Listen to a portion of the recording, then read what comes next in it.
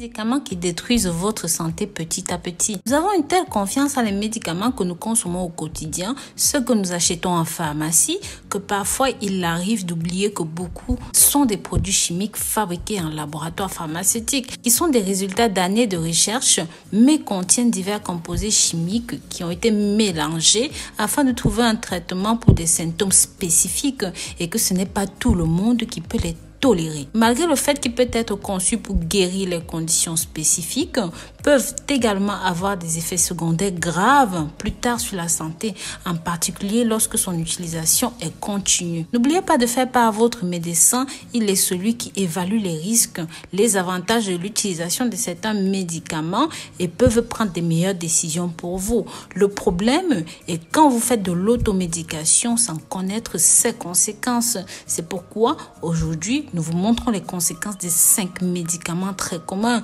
qui pourraient détruire votre santé petit à petit pour que vous appreniez à les identifier, à connaître les conséquences de leur utilisation et vous pouvez prendre leur utilisation très au sérieux. Avant d'aller plus loin, n'oubliez pas de vous abonner à notre chaîne et activer les notifications pour suivre toutes nos mises à jour. Je vous invite à me suivre sur mon compte Instagram Rosemouni Fashion. Pensez bien à vous abonner, suivez-moi et marquez-moi un message comme quoi vous venez de la part de ma chaîne YouTube. Si je vous dis antidouleur peu coûteux et disponible sans ordonnance, on pense au paracétamol. Oui, ça doit cependant être pris avec une grande modération. Il peut en effet conduire à des lésions du foie et parfois même des lésions fatales du rein. Voici quelques conseils pour réduire la toxicité du paracétamol. Avant d'aller plus loin, dites-moi de là où vous me suivez, de là où vous m'accompagnez. Vous savez combien cela me réjouit. Pensez aussi à partager ceci pour sensibiliser un maximum de personnes. Mes amours, le paracétamol est un ingrédient fréquent des médicaments d'antidouleur. Sa grande accessibilité fait que les patients sujets à des douleurs chroniques ou même aiguës en prennent souvent des doses trop élevées. Les migraineux sont par exemple sujets aux excès. Or, le paracétamol, même s'il ne nécessite pas de prescription médicale, doit être pris avec beaucoup de précautions car il est nocif pour le foie et même pour les reins. En numéro 2, on a l'oméprazole. Vous avez eu des douleurs suite à une prise d'oméprazole pour soigner vos brûlures d'estomac, ceux qui souffrent des Co. pylori bactéries. Il y en a énormément en Afrique, en Chine, dans les Indes. Donc, vous savez ce que c'est. En effet, plusieurs personnes ignorent que les douleurs d'estomac sont causées pour la plupart du temps par le stress. De ce fait, courent souvent chez le médecin pour qu'on prescrive des médicaments comme l'oméprazole et ceci ne traite que les symptômes en réduisant la flore intestinale.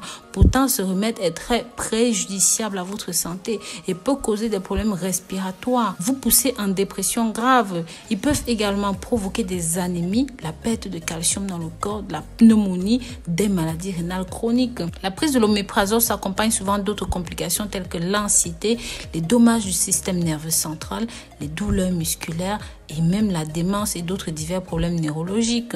En fait, sa dangerosité réside dans divers facteurs. Déjà, nous avons l'automédication en lui-même parce qu'il n'y a pas de prescription. Chacun prend quand il se sent pas bien et ceci peut avoir de graves conséquences pour la santé. On a constaté que 25% des personnes qui consommaient de l'oméprazole mouraient de façon prématurée. En numéro 3, nous avons la prednisone. En fait, ce sont des corticoïdes qui sont des traitements qui permettent de mettre en rémission, même de guérir un grand nombre de maladies, mais ils peuvent induire un certain nombre d'effets secondaires. Après plusieurs semaines de traitement, 60 à 80% des patients qui ont consommé ceci disent avoir observé au moins un effet indésirable de ce traitement. Les effets indésirables ne sont pas graves dans la plus grande majorité des cas. Par exemple, la difficulté à trouver le sommeil, mais sachez que les risques varient essentiellement en fonction des doses reçues et de la durée du traitement. Certains effets indésirables surviennent principalement lorsque le traitement est prolongé, par exemple les insuffisances surrénales, l'hypercholestérolémie. D'autres effets peuvent survenir dès le premier jour du traitement comme l'insomnie, l'augmentation de l'appétit.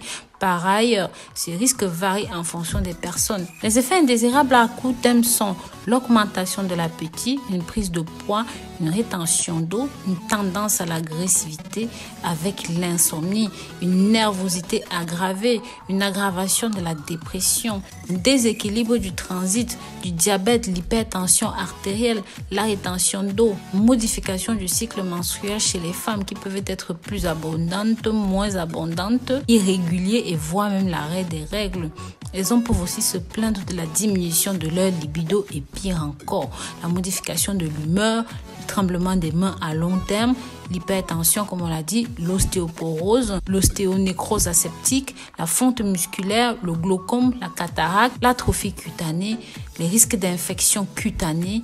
Bref, ceci a de nombreux effets indésirables et même pour la peau. Donc faites très attention. En numéro 4, nous avons les statines qui sont un ensemble de médicaments utilisés dans les traitements de cholestérol élevé et même de triglycérides. Son action se concentre sur la réduction des enzymes HM-CoA, ce qui va métaboliser le cholestérol, réduisant la production de la lipoprotéine dans le corps. Son effet principal est qu'en réduisant l'action de l'enzyme qui traite le cholestérol, il baisse le taux de cholestérol LDL ou encore le mauvais cholestérol sanguin, ainsi que le cholestérol total, de sorte que les maladies cardiaques soient réduites. Ceux-ci peuvent provoquer plusieurs effets indésirables, touchant les yeux, le foie, les reins et même les muscles. C'est ce qu'indique un chercheur britannique qui a analysé le dossier de 2 millions de patients, dont 16% avaient déjà eu un traitement avec des statines.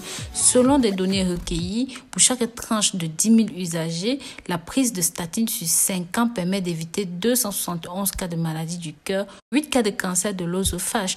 Toutefois, ceci provoque aussi 307 cas additionnels de cataracte, 74 cas de dysfonction du foie, 39 cas de myopathie, 23 cas supplémentaires modérés ou graves d'insuffisance rénale.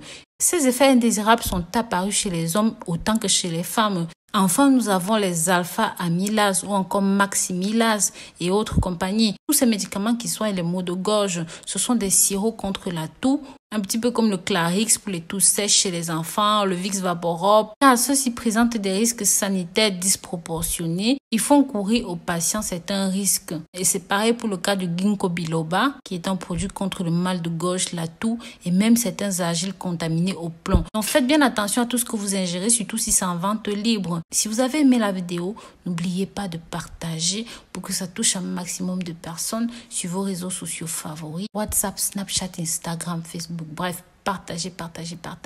Je vous dis à très bientôt pour de nouvelles vidéos. Bisous, bisous.